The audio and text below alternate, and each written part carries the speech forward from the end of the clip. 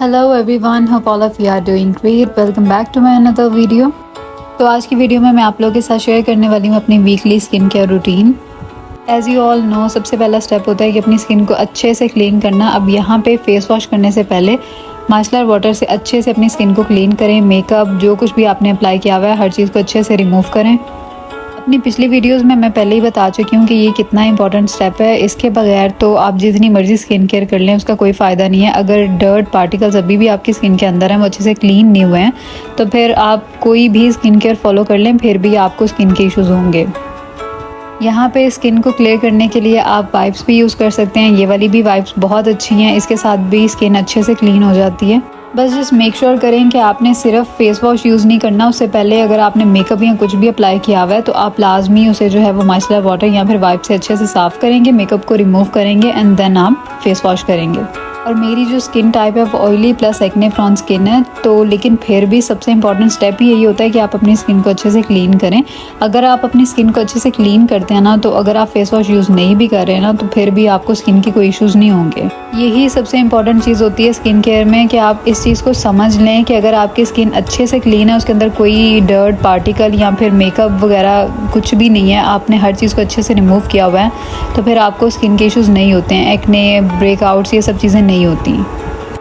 Skin को clean करने के बाद अब यहाँ पे मैं ऑयल क्लिनज़र यूज़ कर रही हूँ फर्दर अपनी स्किन को अच्छे से क्लीन करने के लिए, क्योंकि मैंने अपने स्किन पे जो है वो रेज़र यूज़ करना है, तो उससे पहले स्किन को अच्छे से क्लीन करना बहुत इंपॉर्टेंट है। I am sure most of you people already know about this Tinkle razor. तो ये फेस के लिए रेज़र जो है वो मिलते हैं, इससे आप अच्छे से अपने फेस को क्लीन कर सकते हो, एक्स्ट्रा जो हेयर्स हैं उनको रिमूव कर सकते हो इजीली, और ये आपकी स्किन को कोई हार्म नहीं पहुंचाते हैं। इनके लिए ये बिल्कुल सेफ़ टू यूज़ हैं, लेकिन अगर आपको ब्रेकआउट्स हैं या फिर एक्टिव एक्ने हैं तो फिर आप इसको यूज़ नहीं करोगे। टिंकल रेज़र के बारे में बहुत सारे मिथ भी हैं, लेकिन ये बिल्कुल सेफ़ है और आप इसको आराम से यूज़ कर सकते हो। इससे कोई किस्म का हार्म नहीं होता। और दूसरा ये कि अगर आप इसको यूज़ करते हो तो ऐसा नहीं है कि नेक्स्ट टाइम आपके बाल बहुत हार्ड आते हैं। अब इसके बाद फेस को वॉश करने के बाद मैं यहाँ पे ब्लैकहेड्स के लिए मास्क यूज़ कर रही हूँ। मैं रिवाज वालों का मास्क यूज़ कर रही हूँ। आपको जो सूटेबल लगता है आप वो यूज़ कर सकते हो। ब्लैकहेड्स के लिए मुझे इन्हीं की स्ट्रिप्स और इन्हीं का मास्क पसंद है और यही वर्क करता है। मैंने बाकी भी काफ़ी ट्राई किए हुए हैं, लेकिन वो मुझे सूट नहीं करते हैं। तो ब्लैकहेड्स के लिए इन्हीं के प्रोडक्ट जो हैं वो मुझे ज़्यादा सूट करते हैं as compare to other products. जो एक्ने प्रोन स्किन होती है या फिर सेंसिटिव स्किन होती है, वो बहुत जल्दी इरिटेट हो जाती है प्रोडक्ट्स यूज़ करने से। तो ऐसा प्रोडक्ट यूज़ करना चाहिए जिसमें फ्रेगरेंस जो है वो कम से कम हो। अगर आपकी एक्ने प्रोन या सेंसिटिव स्किन है तो फिर इन सब चीज़ों का ध्यान रखना पड़ता है। नहीं तो समटाइम्स ऐसा होता है कि हम प्रोडक्ट्स यूज़ कर रहे होते हैं, न्यू चीज़ें अपनी रूटीन में ऐड कर रहे होते हैं, और उन्हीं की वजह से जो है वो ब्रेकआउट्स और एक्ने जो है वो ट्रिगर हो जाते हैं।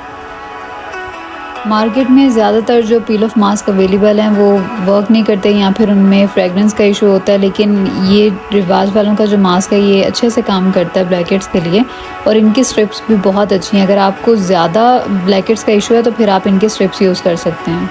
अब इसके बाद हम करेंगे आइसिंग। आइसिंग बहुत इंपॉर्टेंट है। अगर आप लोग पील ऑफ मास्क यूज़ कर रहे हो तो फिर आपको आइसिंग लाजमी करनी चाहिए। उसकी वजह यह है कि जब पील ऑफ मास्क यूज़ करते हैं तो जितनी भी डर्ट होती है पोर्स के अंदर वो निकल जाती है, और उसके बाद उन पोर्स को श्रिंक करने के लिए और बंद करने के लिए जो वो आइसिंग करनी चाहिए। वैसे भी अगर आप लोग डेली बेसिस पे आइसिंग को यूज़ करते हो फेस वॉश वगैरह करने के बाद, तो इससे क्या होता है, एक तो आपका मेकअप बहुत अच्छा लगता है, फ्लॉलेस लगता है। उसके अलावा जो है वो स्किन के बहुत सारे इश्यूज़ हैं जो कि इससे ख़त्म हो जाते हैं और नहीं होते, यानी कि एक्ने वगैरह या फिर ब्रेकआउट्स इस तरह की चीज़ें नहीं होती हैं अगर आप रेगुलर रूटीन में अपने जो है वो आइसिंग ऐड कर लो। लेकिन फिर मैं यही कहूँगी ये चीज़ें उनके लिए हैं जिनके फेस पे जो है वो एक्टिव एक्ने नहीं है। अगर आपको एक्टिव एक्ने है तो फिर उसको डिफरेंट तरीके से ट्रीट किया जाएगा। ये स्किन टाइप पे डिपेंड करता है। कुछ स्किन ऐसी होती हैं जिनके ऊपर अगर एक्टिव एक्ने हो या फिर एक्ने स्कार्स ये सब हों तो उनको बहुत चीज़ें इरिटेट करती हैं। अगर वो आइसिंग भी करते हैं तो वो उससे इरिटेशन स्टार्ट हो जाती है। लेकिन ये तभी आप करोगे अगर आपकी स्किन में ये सब चीज़ें सूट करती हैं। मॉइस्चराइज़र अप्लाई करने के बाद लास्ट स्टेप में मैं सीरम अप्लाई करूँगी। जैन फार्म का ये सीरम बहुत अच्छा है। अगर आपको एक्ने है, एक्ने स्कार्स हैं तो फिर आप इसको यूज़ कर सकते हैं, लेकिन इसकी जो क्वांटिटी है वो सिर्फ आपने 3 ड्रॉप्स लेने हैं, इससे ज़्यादा नहीं। लास्ट पे हम लिप बाम अप्लाई करेंगे और हमारी जो वीकली स्किन केयर रूटीन है वो कंप्लीट हो चुकी है। That's all for this video. Just make sure to subscribe my channel, hit the like button and do share with your friends.